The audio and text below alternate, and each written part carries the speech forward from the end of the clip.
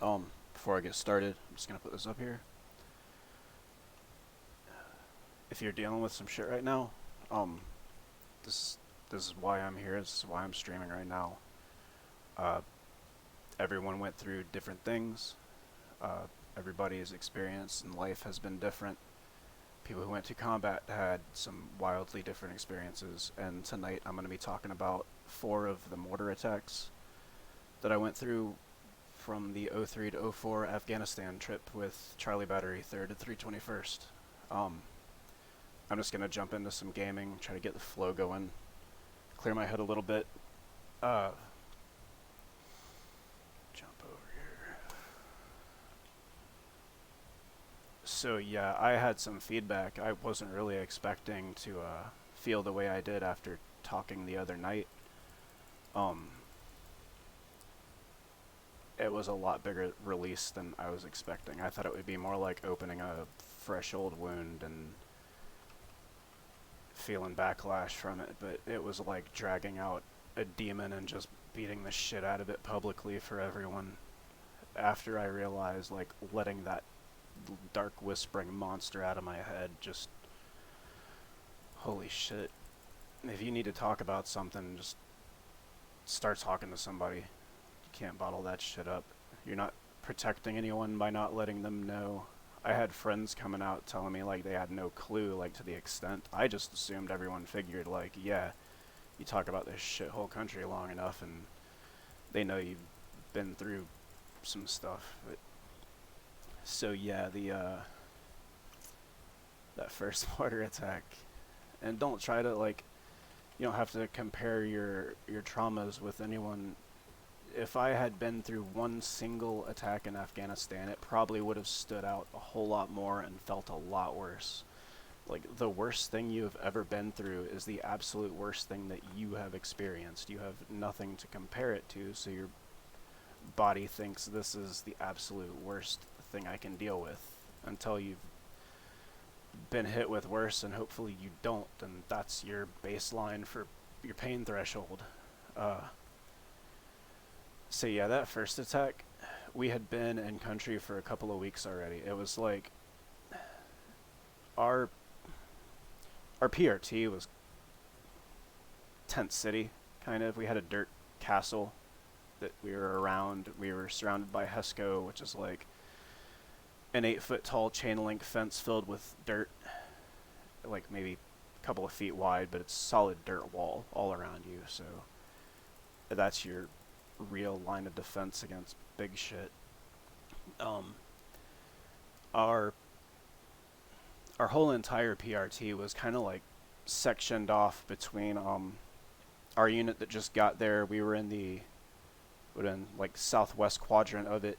You had SF guys kind of had the whole eastern side, and then the driveway kind of came in the bottom there. And then the unit that had just left out right before we had moved in, um, they were on the other side of the HESCO within the same whole PRT as a whole.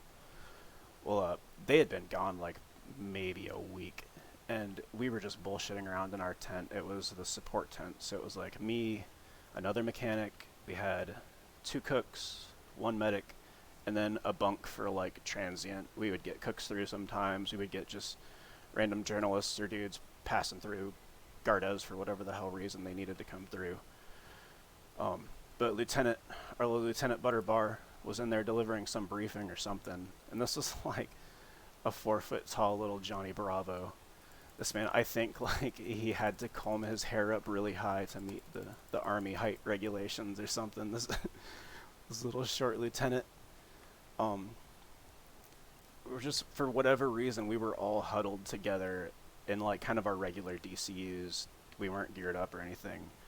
And that first, after weeks of like, wow, this place is pretty boring hell, it was just this concussion. Like, it sounded like 10 trash trucks just all colliding at once. Just everything kind of shakes in a loud, solid boom. Like, your chest just rocks. And my first response, like, my brain hadn't even engaged yet. Like, this is an attack. I just saw my gear on the ground. I jumped down to it and I grabbed onto all my Kevlar shit. And I'm like, all right, I got my gear now. What do I have to do with this stuff? Like, I know I just have to be here. And I'm like, okay, I got to get this stuff on. So I'm throwing my Kevlar on. I got my vest on real quick. We all get up and we're pretty much like formed up in the tent, like ready to go. Like, let's go fuck something up. Lieutenant is still standing there with this dumbfounded look on his face, and he's like, what was that? Like, the fuck, sir? Like, we just got attacked. You need to go get your gear on. Yeah, some of our green leadership. So that first round landed in the dead center of the compound where the other guys had just left, like a week prior. If people had been there, it would have been the absolute worst thing I'd seen in Afghanistan. But what it did to that that empty section of our compound, like, basically woke me up to even more of the reality of, like, yeah, it's any second here. There's a 500-gallon, I think, water container they had over there. It's this really thick blue plastic. This thing. So, like, this plastic is like maybe half an inch thick, big, giant barrel that they had for their fresh water. And I remember just being able to see through it, like, wherever metal hit, it just pierced that like it was a piece of fabric. There were 4x4s holding up tents, and you can just see, like, where it splintered them apart. And this was like 20-30 feet away from the actual impact crater. Since I was with artillery guys, we didn't have any artillery with us. We were just pulling guard, but they knew to do reverse trajectory. They basically pinpointed, like, this is where the thing came from, but the way they fought over there, it's, by the time you roll out, they've been gone for maybe hours or days, who knows. They set it up there, and it was going to go off when it was going to go off. You know, good luck if you catch somebody in the act over there and actually get to do something about it. But yeah, that first one, that stood out. What the fuck is my guy doing? Stood out in my memory pretty rough. Just being like, that was the first noise we really heard. The second and third attacks, I was able to differentiate, and I only, this last year, you're talking like 17 years ago, started picking apart Afghanistan piece by piece, not just letting it be the one bad thing in my brain. I started breaking it down, like, all right, what's bothering me? One of the times a mortar came in, I was already pulling some Afghani guard, and that puts you in a really fucking weird situation. Like, you never thought, you know, when I joined the army, I'm going to be guarding a dude who's just building, like, a gym for us, but I'm guarding him with a loaded weapon in case, you know, he decides to turn around and attack us for whatever reason. Like, so I had to take the protocol. When you get hit and you've got people, you have to take them to a pre-designated area that was an underground, sort of underground, lower level in our, like, main area of the Kalat. Just it keeps the innocents safe, and then if one of them happens to be planted there, to see, like, how do we respond? Like, they got hit, what are they doing afterwards? So you basically have to go, all right, yeah, you're supposed to be here, you're our friends, we're paying you to build this gym, but also, in case you're here watching the attack that just happened, you know, we got to keep you over here locked away, like, protected and suspicious. That one, you know, after a while, it's just, you get hit and they eventually give the all clear and you go on with your day like nothing happened. Usually it was like a hit and then you'd be like, all right, well, they're probably not going to attack for a little while. Like, I feel like we were lucky compared to a lot of places that had a lot more regular shit going on.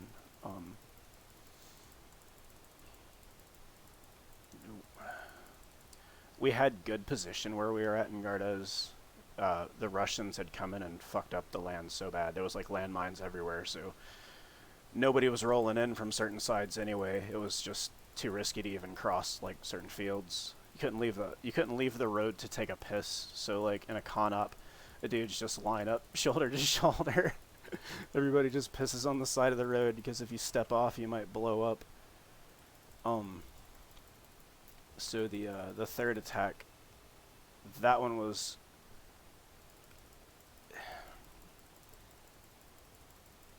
It gave me another one of those moments where it's like, oh fuck, like here it comes any second now. This is it, because we got hit and there was enough time that they pulled me and one of the artillery dudes up, put us on the side of the wall. So like yeah, we would just be chilling up on the side of a wall watching. We were literally up there just to try to get visual of like, okay, if another mortar comes in, let's try and see if we can see where it came from. So the thing about mortars is if you can hear the whistling, you're good. That's like, that was the most legit information that we were given, and me and my dude are up there, and we hear, like, it's so faint in the distance, and if you have tinnitus by now, if you've been in combat, there's a really good chance you hear the ree all day. It's kind of like a slightly higher pitch of that, and this was way in the distance. Like, we were like, are we hallucinating? Like, you hear that whistling, right? Yeah. Yeah, I hear that whistling. And we just like straining. It was the most quiet, no wind, except you hear this faint psst. And as long as it doesn't get louder, it's all good. And then it was like way the hell off, like 100 yards off on a mountain, we see the little puff. I was like, holy shit, they were way off. And that eventually just cooled down. We came down off the wall like nothing happened.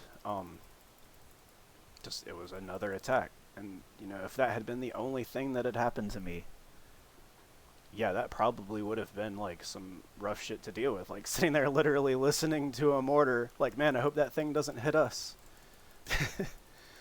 The last one though, I had reached such a point of just, this was when I was so done with everything to do with this fucking country. I was tired, probably pretty sedated by whatever the army docs had given me to this point. They took me down to Ghazni, and I don't know, I can't even tell you why the fuck we were down in Ghazni. It was a little ways to the west of us, but I think we had to go all the way north up through like Kabul just to get down to Ghazni. So it's like, it would be like driving from Florida to like, I don't know, the middle of Georgia because you want to drive over to Kentucky or something. It was so, maybe it was a mountain range or something. And like I was sitting next to a captain in a unit who was there, I guess maybe we were going for support or something, or it was always the UN guys just needed their like little civilian vehicles guarded for crap for their peacekeeping. So I don't remember a lot on the way there, but right as we're getting down to Ghazni, coming through a mountain pass, I looked over, and out the window I see a lone camel just wandering around, like walking around up in this mountain by itself. And I'm like, nah, I've seen like 2 or 3 camels this whole time, and they're always attached to a human being. Like, a camel is not cheap, and they don't just wander around in the wild in Afghanistan. And I'm like, hey, that's kind of weird. What's that camel doing over there by itself? And the captain, he's like, yeah, we're probably getting hit tonight. I'm just like, oh, that's it? Like, we don't want to be like proactive about this shit? Okay, cool. So I may have been getting parts or something. I know I got to check in with some of the mechanics down there I hadn't seen in a while. I think Chief was down there in Ghazni that trip. It was cool to see people from your unit back home, like, just chilling, doing whatever they're doing in their own places and doing it like with their own style. We we definitely had our shit set up. But I just remember we were in one of those kind of like transient tents, like, all right, we just got this tent set up, it's just cots, you go sleep in the middle of it, do whatever.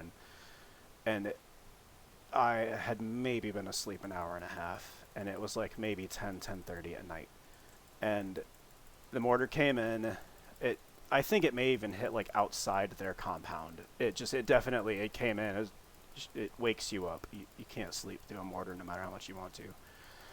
And I remember just being like, fuck, there's nothing we can do about this. Like, I cannot go out there and just blindly fire the M16 into the dark. I mean, I'll do it, but it's not going to do any good. And they actually had mortars there to fire back. They had dudes, like, on it. Within, like, minutes, they were just fisting rounds, and you heard pop, pop, pop, like, boom, boom, boom, boom, boom, all through the mountain ranges. That was some good, vengeful feeling. Just knowing at least something's getting damaged out there. But they didn't let me go back to sleep. Uh, Instead, they decided what would be safest for everyone was to take all of us into a Connex. That so a Connex is like the back of a semi truck, the back of a a train trailer. I guess it's a metal building with kind of like lockable doors or whatever. All of us are in Kevlar, um, just full geared up, and they pack us in like shoulder to shoulder, front to back, just massed into this Connex that's surrounded by sandbags and it's got crap all over the top of it. And it's like, yeah, this is great if they don't hit it directly, but this is like jackpot bonus prize if they land a hit on this Connex. It's like we're all right here. I think it would have been safer to just spread out maybe, but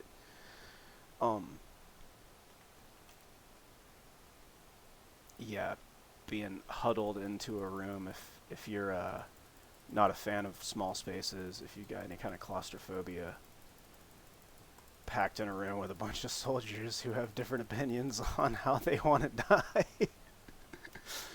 uh, what was great, the highlight of that Ghazni trip was right before we left Bragg, we had one of the guys who re-enlisted. Like, he was one of my friends. We had some up and down moments. Everyone in that unit had their own issues to deal with. So he's rubbing it in to everyone because his re-enlistment sign-on, whatever, was duty station. And he got to go to Hawaii. So yeah, he's like, I'll see you bitches later. I'm going to Hawaii. And this is one of those guys that you hear across the room. He had a distinguished voice that he couldn't hide. And I remember getting down there and hearing this dude in the dining facility was like, there's no way I hear this guy right now. That was like 6 or 7 months ago. He's just talking shit about how great Hawaii is going to be. And I track him down. And I'm like, sure enough, that's you, dude. I was like, so how's Hawaii? Yeah, he got a year. He had a year deployment. That whole Hawaii catch 22. Technically, I mean, your mailing address is Hawaii. Your APO is somewhere in Afghanistan.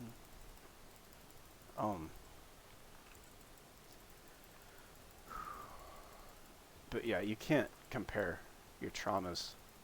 There's people like, unless it helps you to deal with, to try to minimize things, it's the worst thing you've been through is the worst thing you've been through.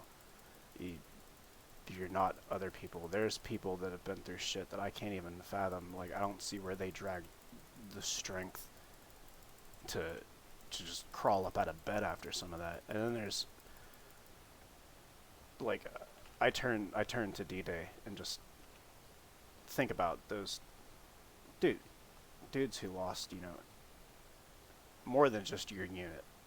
Like, you lose a whole battalion in a moment. That's like your whole reality. That's more than family.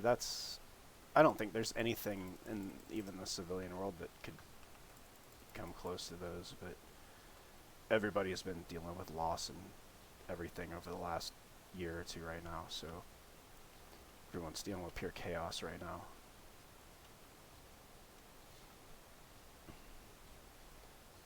Just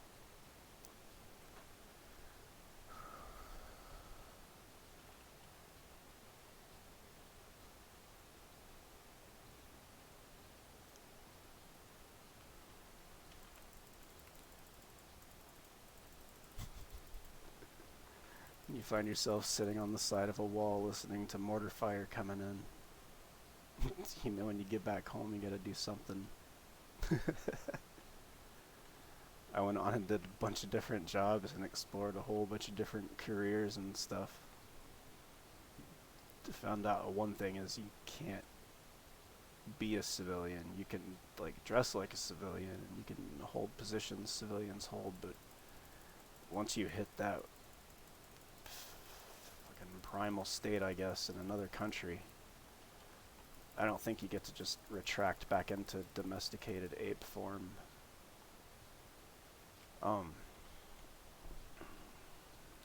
me get out of this little building here and lay down on something. I don't even know what I'm doing right now.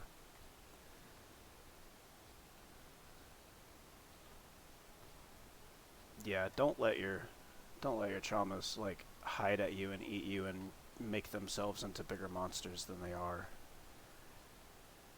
I mean, that shit'll eat at your subconscious enough without you like helping it along.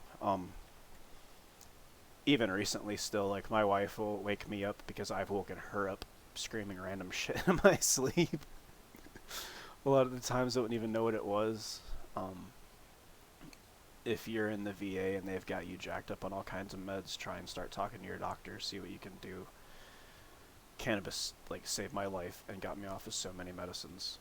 I can sleep. I don't need to be doped up 24/7 on a regimen of pills and antidepressants and then things to balance those out. You just blaze up in the middle of the night if you need to. You wake up from a shitty moment, blaze up, let it numb it down. It's like putting on a big heavy wet blanket. You just smoke the monster out like Alice in Wonderland.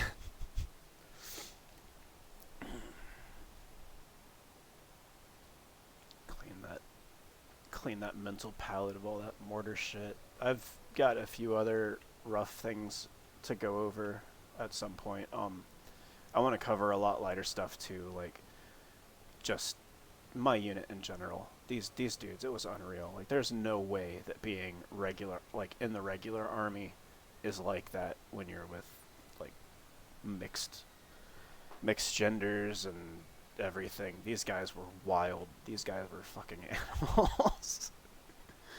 Bunch of gun bunnies.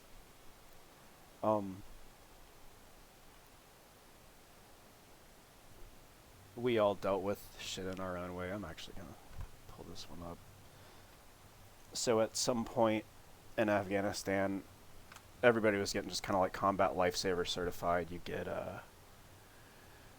where you give your buddy an IV, they give you an IV, and all of a sudden you're now a field medic. And if somebody passes out from dehydration, you can just throw that lactated ringer up there, and you know how to stick a needle in their arm. You know how to slide that catheter forward. Here's where I got to the point. Me and Doc, I was so just beyond the point of giving a fuck. I was like, dude, teach me to give myself an IV. He's like, no, wait a minute. Like, you need, like, multiple hands to hold, like, you gotta slide the catheter into the vein while you're holding the needle with the other. And I was like, nah. So I got this hand, like, I'm gonna pinch it and slide it. And I hated needles. Like, that was a huge fear of mine, was needles. I didn't really get over that fear, but I got a needle through my arm and gave myself a, however many cc's or whatever of lactated ringer. Man, you feel great. Instant hydration. Give yourself a whole bag of water straight into the bloodstream. Yeah, that medic trusted me a lot. He gave me medical equipment if I needed it.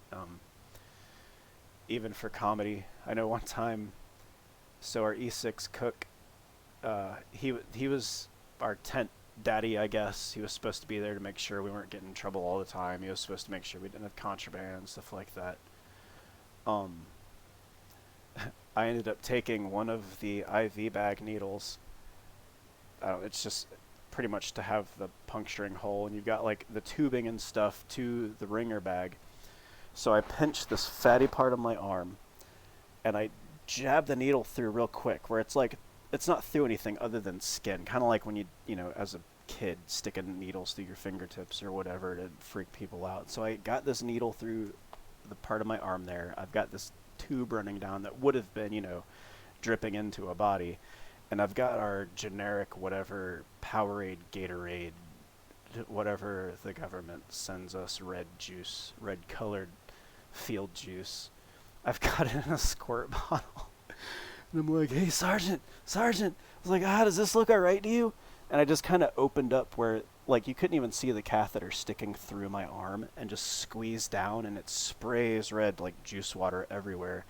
And he does this, like, spin around, just kind of drops to the ground, like, oh, shit. What the hell's wrong with you? And I just start laughing, and the doc that gave it to me, he thought it was hilarious. The other medic was like, dude, I'm going to laugh if you get a staph infection. He didn't find the humor in piercing myself in Afghanistan. We didn't tell him about the tattoo gun that I made. A couple of the guys had some really shitty tattoos, and I did not. I just put it together for him. Alright, I'm going to cut it. I'll throw that picture back up. Just, it's not too late. If you're starting to have nightmares, I mean, if it's just starting to eat at you, get into the system. It's going to take the VA so long before you actually see a doctor. I tore my arm, 50% rotator cuff tear, and by the time they got me to a primary care doctor after seeing a nurse who said I would have to make another appointment, then an x-ray to tell me that no, it's not broken. Then the doctor was like, yeah, now we can send you in for the MRI to see that it's the rotator cuff tear. But yeah, when it comes to mental health, it's the same thing. Just, you got to start talking to somebody. Get in there. Nobody's going to know you need help if you don't talk to somebody. Alright, I hope the sound came through on this one alright. You guys take care of yourselves.